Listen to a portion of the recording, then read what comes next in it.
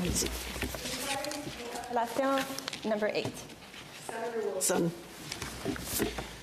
Thank you, honourable senators. I rise today to speak to Senator Sorensen's timely inquiry into the nation-building value of tourism in Canada. It is, in fact, Tourism Week, and I believe there's a big party down the street tonight.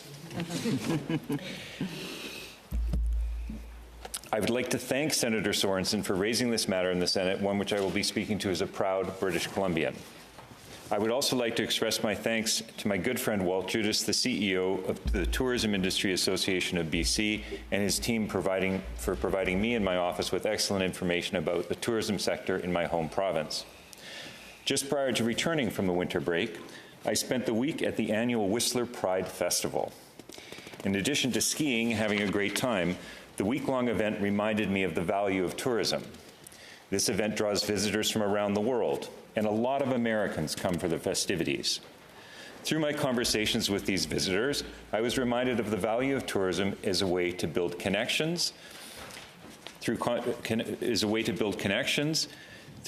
people from outside of Canada, and how every Canadian becomes a mini ambassador through these interactions.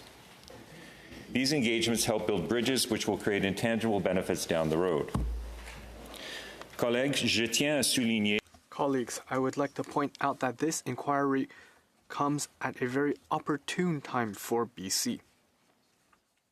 The province continues to suffer from sectoral tariffs, just like many other regions. For BC, the tariffs that have hit the hardest are those imposed on the softwood lumber industry. In total, 85% of the softwood lumber harvested in BC is exported,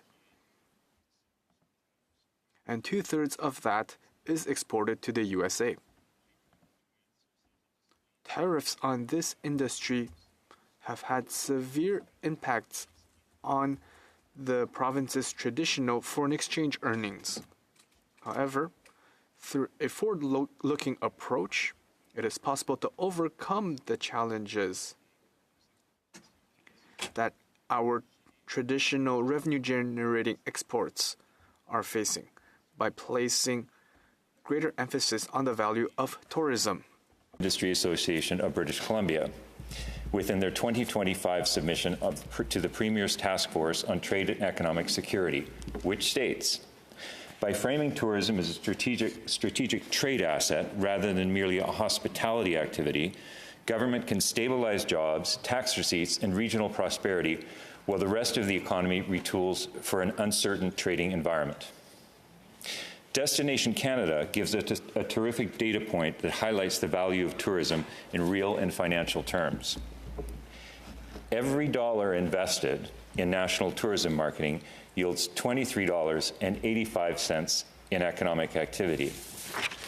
This is an unrivaled multiplier, and it really provides an eye-popping outlook on the tourism industry's return on investment. In 2021, tourism contributed $50.8 billion to Canada's GDP. For British Columbia in 2023, the most recent statistics available, the visitor economy generated almost $10 billion for the provincial GDP. More recent StatsCan data shows that BC tourism sector has seen year-over-year declines in U.S. resident travel to Canada through 2025. Yet despite the softer U.S. demand, overseas visitation has increased, as have the number of Canadians traveling domestically. These factors have contributed to BC's growing tourism sector. This highlights the need to continue promoting Canada internationally so that we can further expand our tourism source markets. Colleagues, tourism receipts show that the industry in BC alone generates approximately $2.5 billion in provincial municipal tax revenue and an estimated $2.5 to $3.5 billion in federal tax revenue. Au-delà des recettes générées, beyond the revenue generated, BC illustrates the value of this country through tourism, as its growth is both inclusive and regional. According to the BC tourism industry, over 95% of our tourist of our tourism business operators are small and medium enterprises, spread across every riding in the province. This means that in BC, the economic benefits are widely distributed and support rural, coastal, mountain, and remote communities. Revenue generated by BC's tourism sector also bolsters and strengthens community vitality by supporting local infrastructure, cultural events, and recreational facilities throughout the year.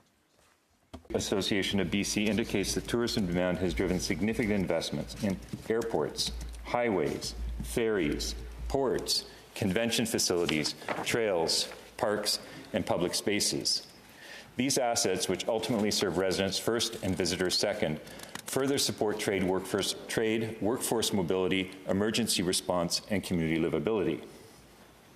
Finally, colleagues, I could not speak about tourism in my home province without mentioning the Indigenous tourism industry. One of the most important things to know about British Columbia is that First Nations communities are at the heart of the province's culture and history. Our province is home to 204 First Nations and more than 400 Indigenous tourism-related businesses. These businesses cover everything from art galleries and cultural centers to wildlife tours and wellness retreats, all offering an authentic experience found nowhere else in the world. These types of Indigenous-owned and operated experiences are not only an awesome pathway to reconciliation, but also an important step towards economic self-determination through own-source revenue. Honourable Senators, I grew up in BC, and I can attest it is really unlike anywhere else. I speak for all my BC colleagues I know when I say, come and see for yourself. Take a wine tour through the Okanagan, explore the cool vibe of the Kootenays, and get lost among the many mountains and lakes. Explore the desolate beauty of BC's north or the ghost towns of the gold rush. Stay at a fishing lodge on one of our many spectacular coasts. Roam the beaches of Vancouver Island. Ski the many exceptional resorts. Enjoy Canada's second largest Pride Festival, or experience the world-class dining of Vancouver before boarding a ship up the magnificent Inside Passage. And sure, you can come for FIFA too. Tourism in my province does not simply provide a bottom-line revenue number. It creates jobs, sustains families, enriches and shares cultures, supports countless related sectors, and physically builds the province through investments in infrastructure, public spaces, and service provision. In the face of external uncertainties, the tourism sector is an engine that allows BC to continue to grow. Colleagues, we can all sense Canada is increasingly being seen as a cool place to visit. With the Prime Minister's speech in Davos, topped off with a touch of gay hockey romance on Crave, Canada is no longer just cool, it's hot. Let's leverage that hotness and invite the world to come for a visit. Thank you. Merci. Thank you.